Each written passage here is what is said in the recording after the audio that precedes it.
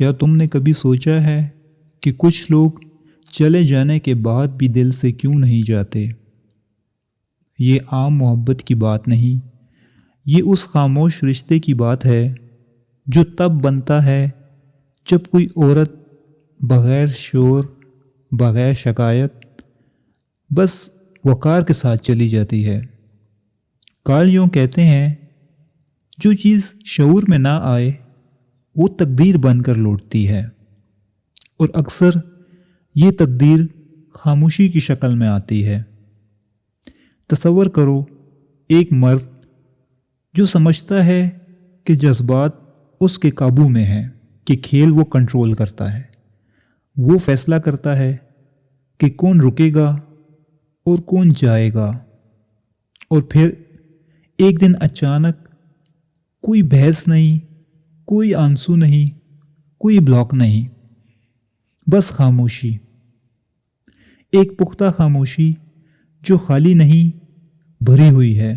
شروع میں وہ کچھ محسوس نہیں کرتا، یا یوں کہو کہ وہ خود کو یقین دلاتا ہے کہ کچھ محسوس نہیں ہو رہا۔ وہ سمجھتا ہے کہ وہ ڈرامہ کر رہی ہے، واپس آ جائے گی، جیسے سب آ جاتے ہیں، لیکن اس بار کہانی بدل چکی ہوتی ہے۔ یہ عورت ناراض ہو کر نہیں گئی، یہ بدل چکی ہے۔ وہ جو کبھی سمجھاتی تھی اب خاموش ہے، جو کبھی انتظار کرتی تھی اب خود کو چن چکی ہے، اور یہی وہ لمحہ ہے جہاں اصل تصادم شروع ہوتا ہے، کیونکہ مرد کا لاشعور منطق سے نہیں، علامتوں سے بات کرتا ہے، اور اب یہ عورت اس کے لیے وہ نہیں رہی جو انتظار کرتی تھی، وہ ایک علامت بن چکی ہے، وقار کی، خودداری کی، خود آگاہی کی۔ دن گزرتے ہیں، وہ اپنی زندگی جاری رکھتا ہے، ہنستا ہے، تصویریں لگاتا ہے، لوگوں سے بات کرتا ہے، لیکن کہیں اندر ایک بے ترتیبی شروع ہو چکی ہوتی ہے۔ یہ یاد نہیں، یہ خلا ہے، وہ خلا جسے وہ نام نہیں دے سکتا۔ یہ خاموشی غیر موجودگی نہیں، یہ ایک موجودگی بن چکی ہے، اتنی گہری کہ اسے نظر انداز نہیں کیا جا سکتا۔ وہ خود کو کہانیاں سناتا ہے کہ سب ٹھیک تھا، کہ تم بھی کامل نہیں تھی، کہ بہتر یہی ہوا، لیکن یہ کہانیاں اب سکون نہیں دیتی، کیونکہ جتنا وہ خود کو درست ثابت کرتا ہے اتنا واضح ہو جاتا ہے کہ وہ ابھی تک تمہیں چھوڑ نہیں پایا۔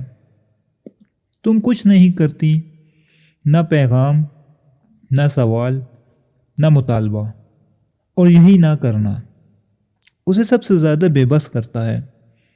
وہ بحث سنبھال سکتا ہے، وہ الزام جھیل سکتا ہے، لیکن خاموش وقار اس کے لیے نیا تھا۔ اب وہ دیکھتا ہے کہ وہ تمہیں کنٹرول نہیں کر رہا تھا، وہ تمہاری برداشت کو کنٹرول کر رہا تھا، اور اب وہ برداشت ختم ہو چکی ہے۔ تم اب بھی اس کی سوچ میں ہو، خوابوں میں، گانے میں، کسی جگہ کی یاد میں، لیکن تم لوٹنے کے لیے نہیں، آئینہ بن کر۔ اور آئینہ انا کو سب سے زیادہ تکلیف دیتا ہے۔ پھر چھوٹے اشارے آتے ہیں، پرانی تصویر پر لائک، سٹوری دیکھنا، بغیر وجہ کا ہیلو۔ یہ محبت نہیں، یہ اختیار کی تلاش ہے، لیکن تم نہیں ہلتی، کیونکہ اب تم رد عمل نہیں دیتی، تم انتخاب کرتی ہو، اور یہی وہ لمحہ ہے جہاں توانائی کا رخ بدلتا ہے۔ اب سوال یہ نہیں کہ وہ واپس آئے گا یا نہیں، بلکہ یہ ہے کہ اگر وہ آئے بھی تو کیا وہ کافی ہوگا، کیونکہ تم واپس آ چکی ہو خود اپنے پاس۔ تم اب محبت مانگتی نہیں، تم مکمل ہو، اور یہ مکمل پن اس کے لیے سب سے بڑی کمی بن جاتا ہے۔ کارل یونگ کہتے ہیں، اصل تبدیلی تب آتی ہے جب ہم اپنے خلا دوسروں پر ڈالنا چھوڑ دیتے ہیں۔ تم نے یہی کیا، تم خاموش ہوئی، بدلہ لینے کے لیے نہیں بلکہ خود سے جڑنے کے لیے، اور یہی خاموشی تمہارا آخری جملہ تھا، تمہارا سب سے مضبوط قدم، کیونکہ جب ایک عورت خود کو چن لیتی ہے تو اس کی خاموشی انقلاب بن جاتی ہے۔